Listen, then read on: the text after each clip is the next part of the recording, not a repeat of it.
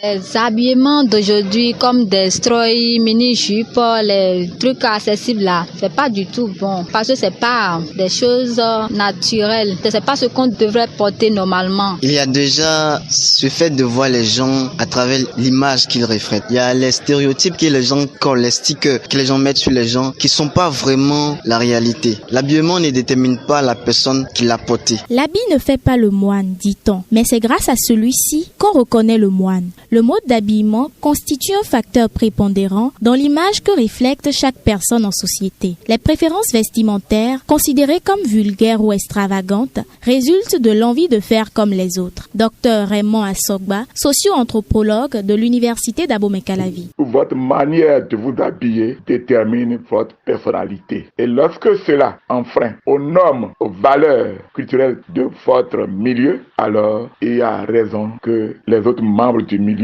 puissent s'inquiéter et vous juger comme un déviant dans la société. Et cela peut bien vous nuire et vous empêcher d'avoir certaines opportunités dans la société. Alors, veillons très bien à notre manière de nous habiller. Très important. L'habit ne fait pas le moine, mais il n'y a pas de moine sans habit également. Les tenues trop près du corps, qui laissent entrevoir des parties intimes du corps humain, sont perçues comme signe de déviance comportementale ou manque de décence. Résultat, ces personnes sont considérées comme exclus de la société. Dr Gilbert Kouvi, docteur en sociologie du développement. Prise en main, d'accord, par les familles du mode d'habillement des enfants, d'accord. Il faut dire aujourd'hui que les sociétés du Sud subissent le libéralisme dans le secteur des échanges. On déverse chez nous tout et surtout au niveau des images qui passent à la télé. Les enfants sont exposés à des modes d'habillement qu'ils voient dans les séquences des films. Et naturellement, ce sont ces habillements qui sont déversés et ils reproduisent